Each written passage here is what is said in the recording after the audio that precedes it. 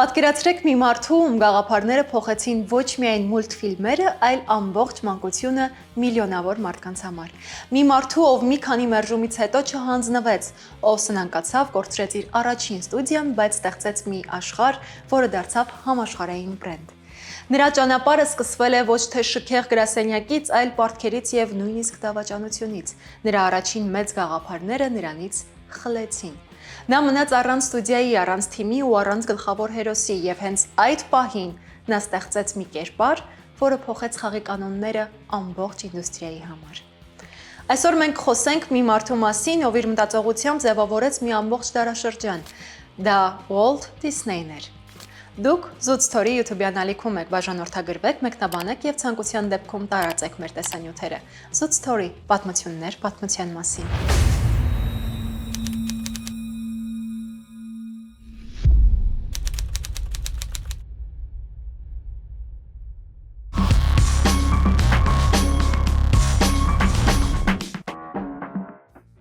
Walt Disney-ի անունը վաղուց դուրս է եկել նրա սեփականության սահմաններից, այն դարձել է մշակույթ, բրենդ, անհոգ մանկության խորհրդանիշ։ Շատերը չգիտեն, որ Disney-ը սեփականատիրոջ ազգանունն է, այն դեպքում, երբ նա 20-րդ դարի ամենահայտնի եւ հեղափոխական մարդկանցից մեկն է եղել։ Walt-ը շատ ավելի հայտնի էր, քան իր ժամանակի քաղաքական գործիչների մեծ մասը։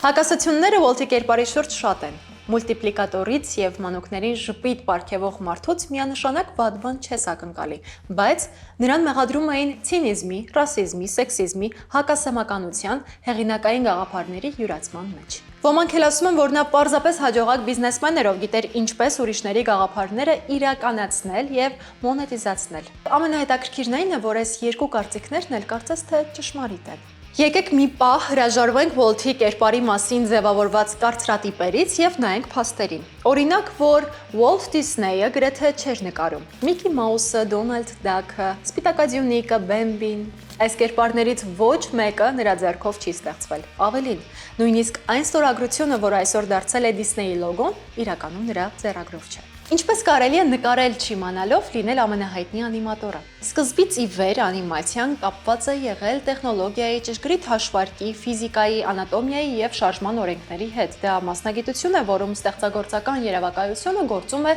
ինժեներական մտածողության հետ նույն հարթության վրա։ Եվ հենց այս խաչմերուկում է, որ Disney-ը գտնում է իրեն։ Նա չէր ձգտում կատարելագործել իր նկարչական հմտությունները, նա փոխարենը փորձում էր հասկանալ, թե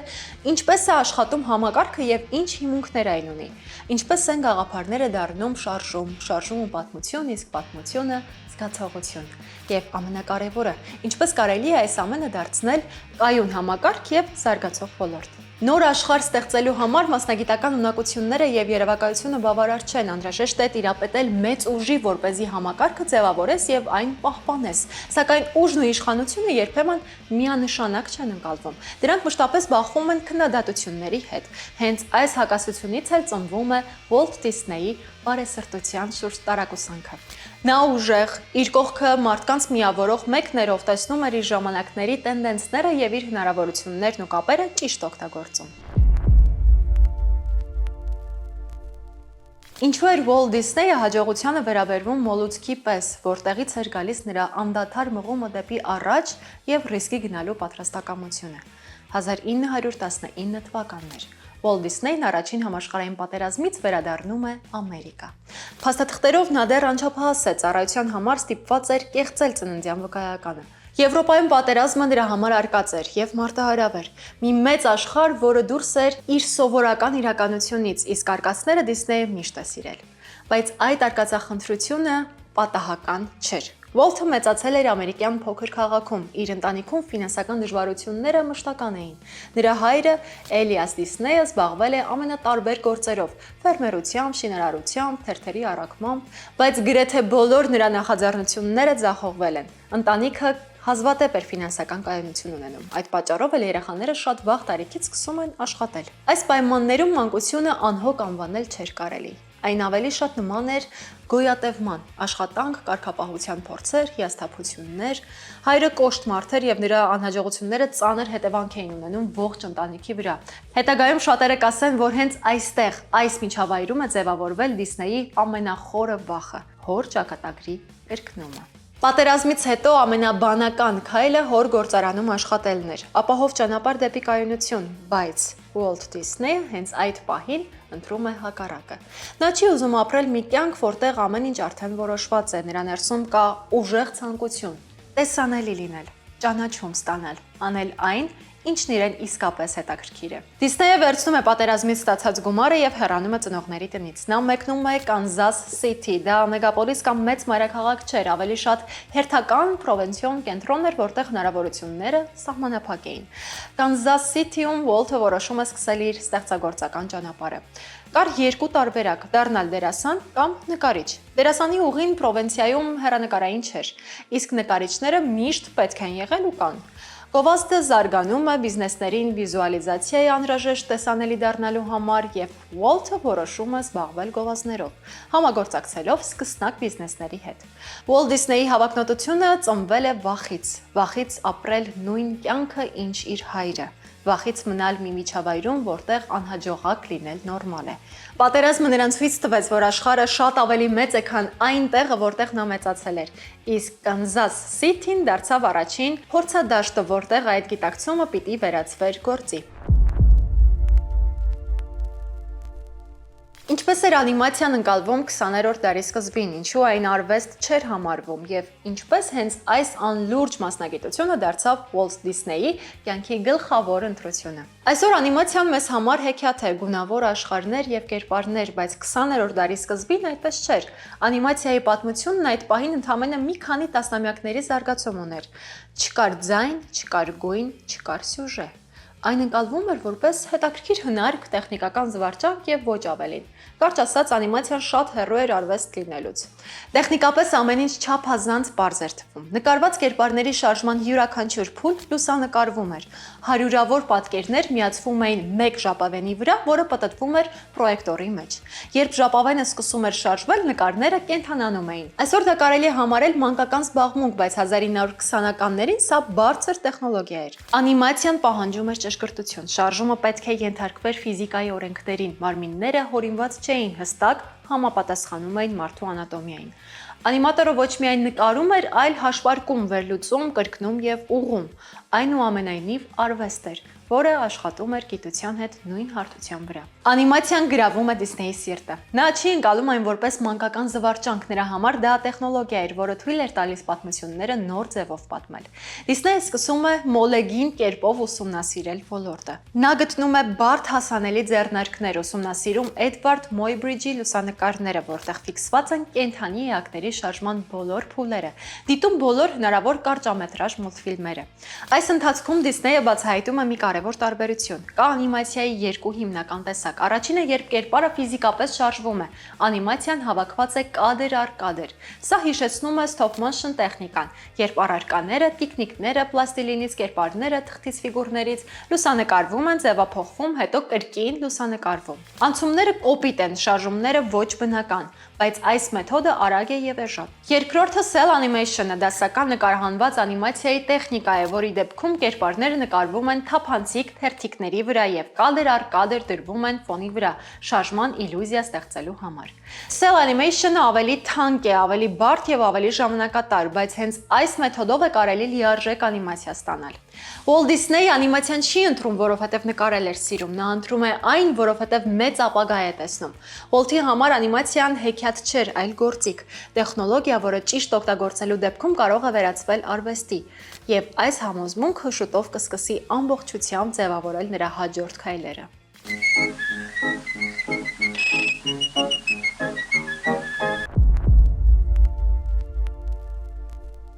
Ինչու էին Ուոլթ Դիսնեյի առաջին նախագծերը մեկը մյուսի հետևից ձախողվում։ Ինչպես է հնարավոր շարունակել, երբ չկա աջակցություն, արդյունքը գրեթե ոչ ոքի պետք չէ եւ միևնույն ժամանակ էլ գումար չես աշխատում։ Ցելյուլոիդային անիմացիայի գաղափարը գրավում էր Դիսնեյին, բայց գործը չսկսած նա նոր խնդրի առաջ է կանգնում։ Հոր հերթական բիզնեսներից մեկն է ձախողվում եւ ընտանիքով տեղափոխվում են Ուոլթի մոտ ապրելու։ Նա զբաղեցնում է տան ավտոտնակը, աշխատանքի վայրից վերցնում է տեսախցիկը եւ սկսում է փորձարկումներ կատարել։ Իր շրջապատի աչքերում անիմաստ գործունեություն էր ծավալում։ Հայրը երբեք առանձնապես ոգևորված չէր որդու ստեղծագործական ճանապարհով, նկարիչը գոնե հասկանալի մասնագիտություններ, իսկ ինչ էր անիմացիան։ Հոր աչքերում անհասկանալի զբաղմունք էր, որը ոչինչ չէր խոստանում։ Ուոլթի համար իրականությունը լրիվ այլ էր։ Նա վերջապես զբաղվում էր մի բանով, որն իրեն իսկապես հետաքրքիր էր։ Երկար տանջանքներից հետո թողարկում է մի քանի կարճամետրաժ ֆիլմ, որոնք ստացվում է վաճառել Կանզաս Սիթի կինոթատրոններից մեկի սեփականատիրոջը։ Ստացված գումարը նույնիսկ չէր ծածկում արտադրության ծախսերը, բայց դա արդեն նշանակություն չուներ։ Առաջին վաճառքը կայացած էր։ Առաջին անիմացիաները էկրանին էին։ Այս կարճամետրաժները անսպասելիորեն մեծ տարածում են գտնում Կանզաս Սիթիում։ Հանդիսատեսը ծիծաղում է, կինոթատրոնները լիքն են, Դիսնեյը չբավարարվելով արդյունքով առավել ռիսկային քայլի է գնում։ Նա բացում է սեփական Love for Gram Studio-ն, վարձում է մի քանի աշխատակից եւ սկսում է անիմացիաներ արտադրել արդեն ոչ թե որպես անհատ, այլ որպես թիմի ղեկավար։ Սակայն իրականությունն արագ հիշեցնել է տալիս իր մասին։ Արտադրությունը չափազանց թանկ է, պատվերների քանակը անկայուն, իսկ ձևավորված համագործակցությունը տապալվում է։ Վարձավճարներ, աշխատավարձներ, տեխնիկա, ամեն ինչ պահանջում է գումար, որը պարզապես չկար։ Այս պահին շատերը կընտրեին ծախսերը կրճատելու եւ ավելի պարզ շուկային համապատասխանող արտադրանք ստեղծելու ճանապարհը, բայց Դիսնեյը հակառակ ուղղությամբ է գնում։ Նա բարձրացնում է խաղադրույքները։ Նյույորքյան ընկերություններից մեկը նոր ձևաչափ է առաջ բերում, համադրելով կինոն եւ անիմացիան։ Թանկ, բարդ եւ ռիսկային գաղափար։ Բայց հենց դա է գրավում Ուոլթին։ Նա ընտրում է Ալիսան հրաշքների աշխարհում պատմությունը։ Ըստ մտահաղացման իրական աղջիկը հայտնվում է անիմացիոն աշխարհում եւ շփվում նկարված կերպարների հետ։ Թիմը ամեն ինչ ընթացքի մեջ է սովորում։ Գիշերը ցերեկից չտարբերելով նրանք գրում են, նկարում, նկարահանում, մոնտաժում։ Դիսնեյի համար այժմ կա միայն մեկ նպատակ՝ ստեղծել գոնե մեկ ամբողջական ֆիլմ, որը կարելի կլինի ցույց տալ Նյու Յորքի խոշոր ընկերություններին։ Այս շրջանը հետագայում նա կհիշի տարօրինակ ջերմությամբ, չնայած ֆինանսական քաոսին եւ անորոշ ապագային, նա իրեն երջանիկ էր զգում։ Նա զբաղվում էր ստեղծագործությամբ, բայց իրականությունը նորից անողոք էր։ Գնորդ չի գտնվում։ Ստուդիան սնանկանում է եւ Դիսնեյը ստիպված է լինում փակել նախագիծը։ Դիսնեյի առաջին տարիները դրանք հաջողության մասին պատմություններ չեն, դրանք ձախողումների շղթա են, որտեղ յուրաքանչյուր հաջորդ քայլը ավելի ռիսկային է, քան նախորդը։ Բայց հենց այստեղ է ձևավորվում նրա հիմնական գիծը՝ պատրաստակամությունը կորցնելու ամեն ինչ հանուն գաղափարի։ Նա դեռ չունի կայուն բիզնես, բայց արդեն ունի այն, ինչը շատերը երբեք չեն ունենա։ Հստակ պատկերացում, թե ինչպիսի աշխարհ է ուզում ստեղծել։ Here's a couple of boys you remember from the book. Tweedledee, Tweedledum. We place this drawing over the background, thus. And then we take a picture. And we put another drawing on in just a slightly different action. You can just see the difference in the movement there. That is placed under. Thus. Photographed. When all these single pictures are put together on the film, Tweedledee and Tweedledum move and come to life. Like this.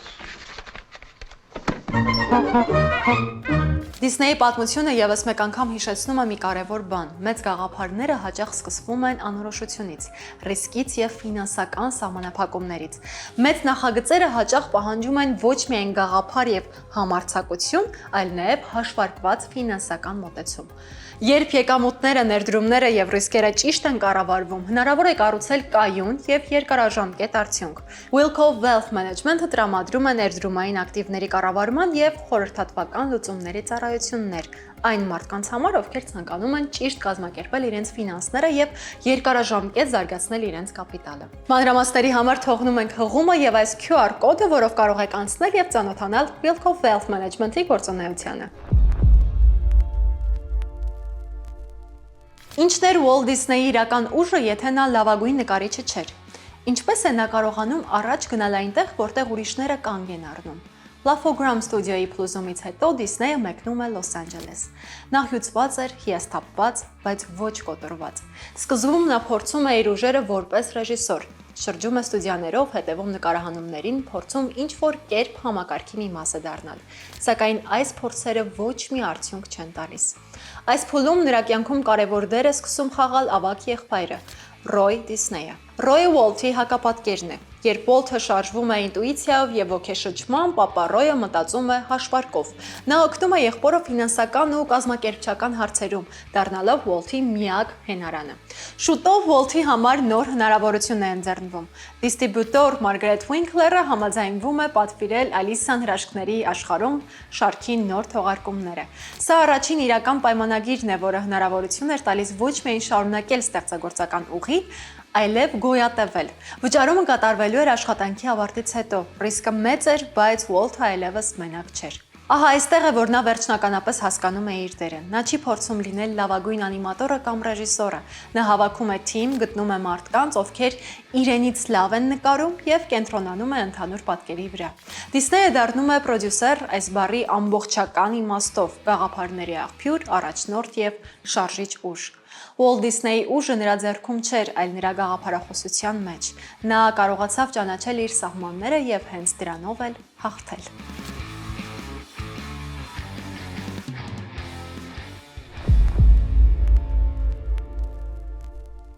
Ինչն էր իրական խնդիրը վաղ շրջանի անիմացիայում, տեխնոլոգիաներ թե բովանդակություն, եւ ինչու է Դիսնեյը հասկանում, որ միայն ծիծաղը բավարար չէ։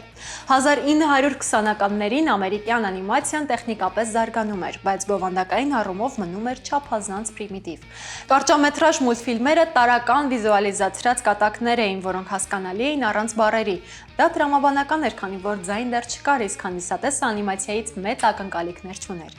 Այն պետք է պարզապես զվարճացներ։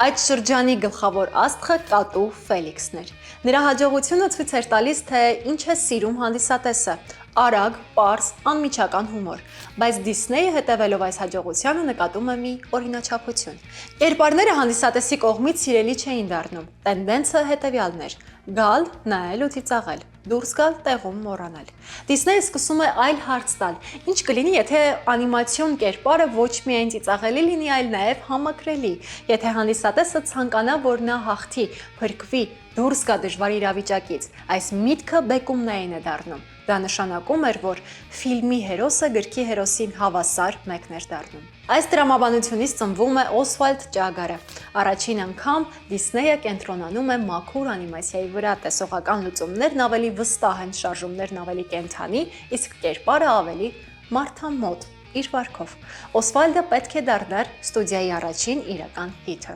Այդպես էլ լինում է, Universal-ի ղեկավարները տպավորված էին եւ պատվիրում են միանգամից 26 թողարկում։ Սա մեծ հաջողություն է երիտասարդ ստուդիայի համար։ Ստուդիան արագ աճում է, աշխատանքը դառնում է ծանր, բայց արդեն հեռանկարային։ Ողջ ուշադրությունն ու ճանաչումը կենտրոնանում են մեկ մարդու՝ Walt Disney-ի վրա։ Փաստորեն տեխնոլոգիան ինքնին ոչինչ չի նշանակում, եթե նրա ներսում չկա պատմություն եւ զգացողություն։ Հենց այստեղ է, որ անիմացիան դադարում է պարզապես զվարճանք լինելուց եւ մոտենում է պատմություն պատմելու արվեստին։ Բայց այդ նույն ընտրությունն էլ սկիզբ է դնում այն հակասություններին, որոնք շուտով գլուխ էին բարձրացնելու։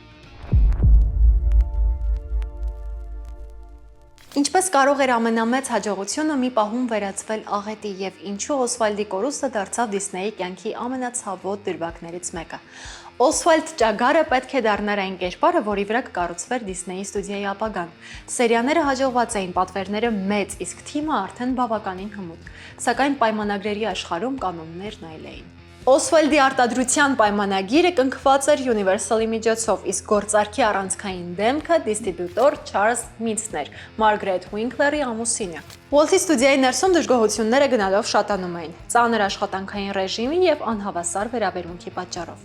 Մինցը դա օգտագործում է իր շահերի համար։ Նա առաջարկում է Դիսնեյի անիմատորներին անցնել իր կողմը եւ շարունակել արտադրել Օսվալդին առանց Walt-ի մասնակցության։ Դիսնեյը մեկնում է Նյու Յորք, փորձելով բանակցել եւ փրկել իրավիճակը, բայց բանակցությունները ձախողվում են։ Նա կորցնում է ոչ միայն Օսվալդի իրավունքները, այլև իր թիմի մեծ մասը։ Մի քանի ստորագրություն եւ Դիսնեյը մնում է առանց ճանաչելի կերպարի, առանց աշխատակիցների եւ առանց հստակ եկամտի աղբյուրի։ Այս պահը նրա համար ցավոտ էր։ Դա պարզապես բիզնեսի պարտություն չէ, դա հիշեցնում է հոր կյանքի մասին, որտեղ յուրաքանչյուր փորձ ավարտվել էր անհաջողությամբ։ Դիսնեյը առաջին անգամ լրջորեն զգում է, որ կարող է կրկնել հոր ճակատագիրը։ Վերադառնալով Լոս Անջելես նա անցնում է Մարսելին քաղաքի մոտով, որտեղ անցկացրել էր մանկության կարճ, բայց ամենաերջանիկ տարիները։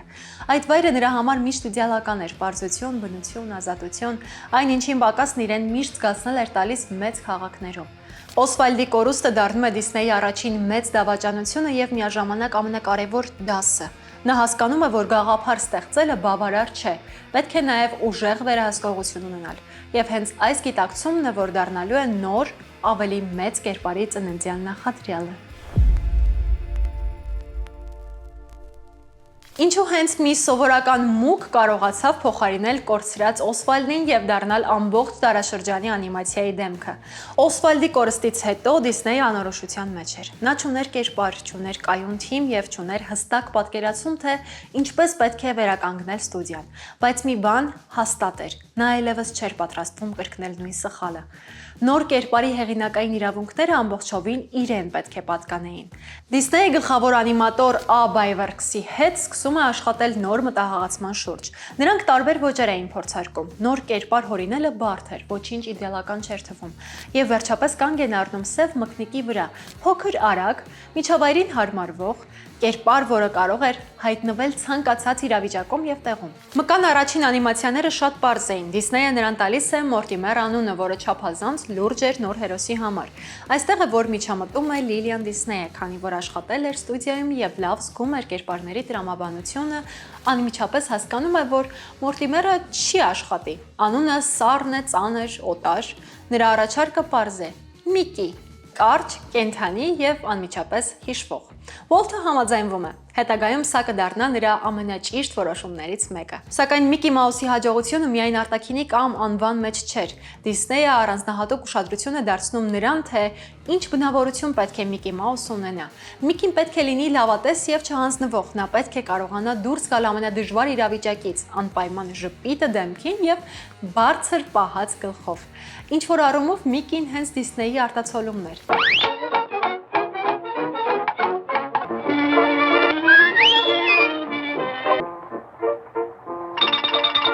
Ստուդիան ստեղծում է մի քանի կարճամետրաժ նոր հերոսի մասնակցությամբ եւ փորձում է դրանք վաճառել, բայց ոչ ոք չի հետաքրքրվում։ Միկին ոչ մեկին պետք չէր։ Այս պահին Դիսնեյը հասկանում է, որ պարզապես նոր կերպարը բավարար չէ։ Անհրաժեշտ է մի բան, որը նրան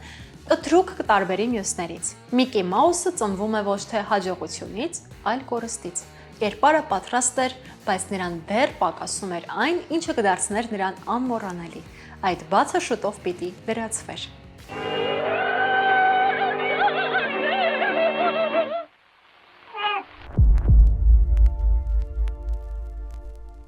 Ինչպես նոր ստեղծագործական մոտեցումը դարձավ հաջողության գրավականը։ 1927 թվականին էկրաններ է բարձրանում ջազի երգիչը առաջին լիամետրաժ ձայնային ֆիլմը։ Առաջին անգամ խոսքն ու երաժշտությունը ամբողջությամբ համընկնում էին կինոյին։ Կինոն հանկարծ սկսում է խոսել եւ հանդիսատեսի համար դա շոկային փորձ էր։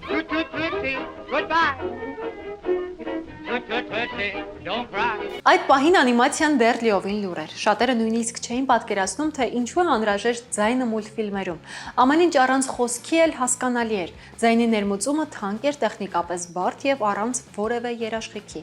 Բայց Դիսնեյը կրկին ռիսկի է դիմում։ Նա համոզված էր, որ ձայնը կարող է անիմացիոն կերպարին նոր ընկալում տալ։ Ձայնը կարող էր կերպարին կենդանացնել, տալով արտահայտված բնավորություն։ Ձայնագրման սարքավորումներ ձեռք բերելու համար Դիսնեյը մեկնում է Նյու Յորք։ Գումար չկա։ Նա նամակ է գրում Ռոյին, խնդրելով հնարավորինս արագ գումար գտնել, իսկ անհրաժեշտության դեպքում անգամ վաճառել իր մեքենան։ Սա հերթական ռիսկն էր։ Մեծ ջանքեր գործադրելուց հետո առաջին ձայնային կարճամետրաժը պատրաստ էր, բայց այստեղ առաջանում է նոր խնդիր։ Դիստրիբյուտոր չկա։ Ոչ ոք չի ցանկանում գնել նոր մուլտֆիլմ տարօրինակ հերոսով։ Այդ ժամանակ Դիսնեյն ինքն է բանակցում Նյու Յորքի Բրոդվեյի կինոթատրոններից մեկի սեփականատիրոջ հետ եւ համաձայնվում ցուցադրել ֆիլմը փորձնական 2 շաբաթով։ 1928 թվականի նոյեմբերին հանդիսատեսը առաջին անգամ տեսնում է Միկի Մաուսի 7 րոպեանոց մուլտֆիլմը «Շոքենավ Ուիլլին»։ Վիզուալ առումով այն գրեթե չի տարբերվում մրցակիցներից, բայց ձայնը փոխում է ամեն ինչ։ Երաժշտությունը, աղմուկները, շարժման ռիթմը ստեղծում են այնպիսի ամբողջական զգացողություն, որը մինչ այդ ոչ ոք չէր տեսել անիմացիայում։ Դահլիճը պայթում էր, հանդիսատեսը պահանջում էր կրկին մուլտֆիլմը, անգամ հետաձգելու հաջորդ ֆիլմի սկիզբը։ Միկի Մաուսը մեկ գիշերվա ընթացքում դառնում է աստղ։ Ինչպես է ստեղծագործական ստուդիան վերածվում բրենդի եւ ինչ է տեղի ունենում, երբ հաջողությունը սկսում է չափազանց արագ աճել։ Շոքենավ Ուիլիի հաջողությունից հետո ամեն ինչ փոխվում է։ Միկի Մաուսը դառնում է ազգային երևույթ։ Այն չափազանց պահանջված էր թե երեխաների, թե մեծահասակների կողմից, բայց այստեղ սկսվում է հաջորդ փուլը։ Ռոյ Դիսնեյը հասկանում է, որ այս հաջողությունը կարելի է վերածել համակարգի։ Միկին հայտնվում է գրքերում, ժամացույցների վրա, հագուստի խաղալիքների, պաստառների եւ անգամ պաղպաղակի փաթեթների վրա։ Լիցենզավորման համակարգը դառնում է ստուդիայի հիմնական եկամտային աղբյուրներից մեկը։ Սա արդեն ոչ թե պարզապես անիմացիոն ստուդիա է, այլ տնտեսական մեքենա, սակայն աճը անկորուստ չէր։ Աշխատանքը դառնում է ինտենսիվ, ժամերը երկար, իսկ փառքն ու ճանաչումը կենտրոնանում են մեկ մարդու շուրջ՝ Ուոլթ Դիսնեյի։ Նա շարունակում է ոգեշնչել, բայց նաև դառնում է ավելի պահանջկոտ։ Որոշ աշխատակիցներ սկսում են զգալ, որ ստուդիան այլևս ընտանիք չէ։ Ուոլթը շարունակում է առաջնորդել գաղափարներով, բայց համակարգը արդեն շատ ավելի մեծ է, քան մեկ մարդու երազանքը։ Ինչու էր լիամետրաժ մուլտֆիլմը համարվում խելահեղ գաղափար եւ ինչպես Դիսնեյը որոշեց խաղադրել ամեն ինչ մեկ նախագծի վրա։ 1930-ականների սկզբին Դիսնեյը սկսում է մտածել մի գաղափարի մասին, որը շատերին անհեթեթ էր թվում՝ լիամետրաժ անիմացիոն ֆիլմ։ Ոչ թե 5 կամ 7 րոպե, այլ 1.5 ժամ։ Ռոյը համոզված էր, որ սա կկործանի ստուդիան, նույնիսկ Հոլիվուդում նախագիծը անվանում էին Դիսնեյի խելագարություն։ Բայց Դիսնեյը հասկացել էր մի բան. եթե անիմացիան ուզում է հավասարվել կինոյին, ապա պետք է կարողանա պատմել երկար պատմություն եւ առաջացնել բարդ զգացմունքներ։ Պետք էր դրամա, վախ, սեր, կորուստ։ Արտադրությունը տևում է տարիներ, բանկային վարկեր, ֆինանսական ճշտվածություն, անվստահություն եւ վերջապես 1937 թվականին Սպիտակաձյունիկը եւ 7 թզուկները դուրս է գալիս էկրան։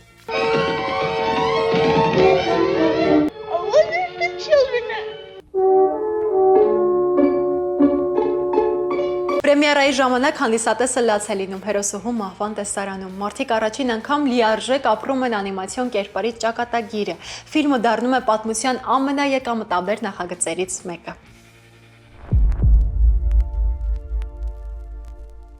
Ինչու Սպիտակաձյունիկի հաղթանակը չերաշխավորեց ապագա կայունությունը, որտեղ է ավարտվում համարձակությունը եւ սկսվում չափազանց մեծ հավակնությունը։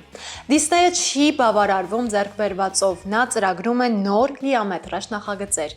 Փինոքիո, Դամբո եւ այլոք։ Տեխնիկական առումով դրանք առաջադեմ են, գեղարվեստական առումով համարձակ, բայց անհրաժեշտ բյուջեները հսկայական են։ Ֆիլմերը արժանանում են քննադատների գովասանքին, բայց ֆինանսապես չեն արդարացնում սպասումները եւ նույն ժամանակ կառուցվում է նոր հսկայական ստուդիա։ Ծախսերը մեծանում են, եկամուտները նվազում։ Հաջողությունը կարող է կուրացնել, երբեմն նույնիսկ ամենատաղանդավոր առաջնորդը կարող է սխալվել իր սեփական մասշտաբի հաշվարկում։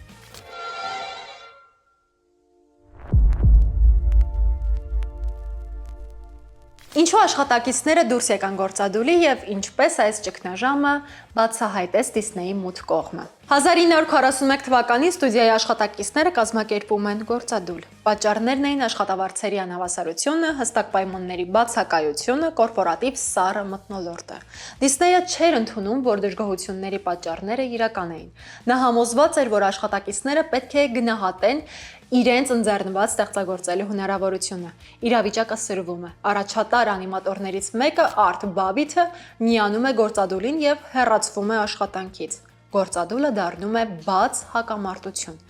Դիսնեյը սկսում է տեսնել կոմունիստական դավադրություն այնտեղ, որտեղ իրականում կար սոցիալական բախում։ Վստահությունը կոտրվում է։ Եզրակացություն։ Առաջնորդի մեծությունը հաճախ ստուգվում է քննադատության պահին։ Եվ այստեղ Դիսնեյը ընտրում է կոշտ ճանապարհը։ Ինչպես փրկվեց ստուդիան ֆինանսական ճգնաժամից եւ ինչու Դիսնեյը սկսեց փնտրել նոր ձևաչափեր։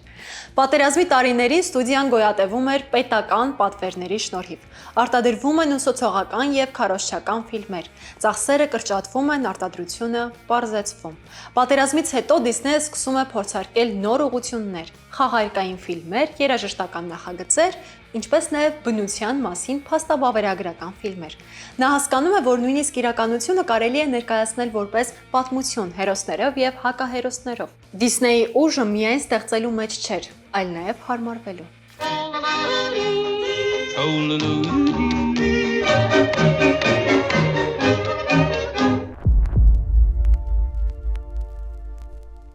«1950-ականներին Դիսնեյը տարվել էր երկաթուղային մոդելներով, բայց այս մանկական թվացող զբաղմունքը վերածվում է մեծ մտահաղացման։ Նա պատկերացնում է մի վայր, որտեղ ծնողները եւ երեխաները միասին կարող են մտնել պատմությունների աշխարհ։ Դիսնեյլենդը կառուցվում է մեծ ռիսկի պայմաններում, բյուջեն աճում է, բայց հեռուստատեսության հետ կնքված պայմանագիրը ապահովում է ֆինանսավորում։ 1955 թվականին այգին բացվում է անմիջապես, դառնալով մշակութային երևույթ։ Դիսնեյլենդը ոչ թե բիզնես էր, այլ աշխարհ կառուցելու հերթական փորձը։ Ուոլթը չէր ուզում պարզապես պատմել հեքիաթներ, նա ուզում էր, որ մարդիկ քայլեն դրա միջով։ Դիսնեյին մեղադրել են հակասեմականության մեջ, ռասիզմի մեջ, իսկ երբեմն ֆաշիստական գաղափարախոսությանը համակրելու մեջ։ Այս պնդումները հիմնականում ծագում են մի քանի հանգամանքներից։ Առաջին՝ Դիսնեյի կտրուկ հակակոմունիստական դիրքորոշումը։ 1940-ականներին, երբ Հոլիվուդում սկսում է կարմիր սպառնալիքի դեմ պայքարը, Դիսնեյը ակտիվորեն աջակցում է այդ գործընթացին եւ ցուցմունք է տալիս կոնգրեսում, մեղադրելով որոշ նախկին աշխատակիցների կոմունիստական ազդեցության մեջ։ Երկրորդ՝ նրա համագործակցությունը որոշ պահպանողական կազմակերպությունների հետ եւ հանրապետական կուսակցության աջակցությունը։ Երրորդ՝ Հարավի երգը ֆիլմի շուրջ սկանդալը, որտեղ սևամորթ կերպարների ներկայացումը հետագայում գնահատվեց որպես ռասիստական եւ նոստալգիկ, ստրկատիրական Հարավի հանդեպ։ Բայց կա մի կարևոր փաստ. պատմաբանները երբեք չեն գտել ապացույցներ, որ Դիսնեյը երբևէ եղել է ֆաշիստական կուսակցության անդամ կամ բացահայտ աջակցել է ֆաշիստական գաղափարախոսությանը։ Նա պահպանողական էր։ Նա կտրուկ հակակոմունիստ էր։ Նա կարող էր լինել քաղաքականապես կոշտ, երբեմն անզիջում, բայց դա ավտոմատ կերպով չի դարձնում նրան ֆաշիստ։ Դիսնեյի աշխարհը կառուցված էր ամերիկյան ավանդական արժեքների շուրջ՝ ընտանիք, աշխատանք, բարոյականություն, լավի հաղթանակ։ Այդ արժեքները 1940-ից 50-ականների Ամերիկայում համարվում էին նորմա։ Ժամանակի փոփոխմամբ դրանց ընկալումն էլ փոխվեց։ Դիսնեյը ֆաշիստ էր ձևակերպումը ավելի շատ հուզական պիտակ է, քան պատմական փաստ։ Նա բարդ, հակասական, երբեմն քաղաքականորեն կոշտ մարդ էր, բայց պատմական ճշգրտության համար կարևոր է տարբերակել իրական գաղափարախոսական պատկանելիությունը եւ հետագա ժամանակների գնահատականները։ Ամենահեշտը լեգենդներին սև կամ սպիտակ գույներով նկարելն է, ամենաբարդը ընդունել, որ իրական մարդիկ սովորաբար լինում են ավելի հակասական։ Instead of live models, we had animal models. But I found that the animals in captivity are not themselves. What you see of an animal in a zoo is not actually what the animal is when he's out in nature itself. Ինչ է մնում մարդուց, երբ ավարտվում է նրա դարաշրջանը, եւ արդյոք Դիսնեյը կարողացավ համակերպվել փոփոխվող աշխարհի հետ։ 1960-ականները փոխում են Ամերիկան։ Քաղաքական ցնցումներ, պատերազմ, սոցիալական պայքար, Դիսնեյի ստեղծած աշխարհը ավելի ու ավելի է հեռանում իրականությունից։ Նա շարունակում է ստեղծագործել, բայց նրա առողջական վիճակը վատթարանում է։ 1966 թվականին Դիսնեյի մոտ հայտնաբերվում է թոքերի քաղցկեղ։ Մի քանի ամիս անց նա մահանում է։ Նրան հիշում են որպես լեգենդ, բայց նաև որպես բարդ եւ հակասական անձ։ Ուոլթ Դիսնեյը ոչ սուրբ էր, ոչ չարագործ։ Նա մարդ էր, ով համարձակվեց պատկերացնել մի աշխարհ, որն այդ պահին գոյություն չուներ։ Եվ այդ համարձակությունն էր, որ դարձավ նրա ամենամեծ ժառանգությունը։ Այս պատմությունը ցույց է տալիս մի պարզ, բայց սթափեցնող ճշմարտություն։ Մեծ աշխարհներ ստեղծողները հազվադեպ են պարզ լինում։ Ուոլթի կյանքը լի էր ռիսկերով, ձախողումներով, ճակատագրական որոշումներով ու հակասություններով։ Կյանքն էր ստիպել չափազանց պահանջկոտ լինել, բայց անվիճելի էր, որ նա փոխեց անիմացիայի լեզուն, վերածեց այն համակարգի, բիզնեսի եւ մշակույթի։ Ուոլթի ճանապարհը սկսվեց վախից, որ հանկարծ չկրկնի հոր ճակատագիրը։ Որպես արդյունք ավարտվեց մի աշխարհով, որի միջոցով մարդիկ մինչ օրս քայլում են։ Նա լավագույն նկարիչը չէր, բայց այն մարդն էր, ով տեսավ մի ոլորտ, որը ուրիշները լուրջ չէին ընդունում, եւ այն վերածեց դարաշրջանի։ Եվ ի վերջո հարցը մնում է բաց. արդյոք ստեղծագործը պետք է ստվերի ստեղծած աշխարհը։ Գուցե ամենաարդար եզրակացությունը ընդունելն է նրա հակասական լինելը եւ միաժամանակ հասկանալ, որ առանց այդ ուժեղ բնավորության այդ Դիսնեյի աշխարհը պարզապես չէր ծնվի։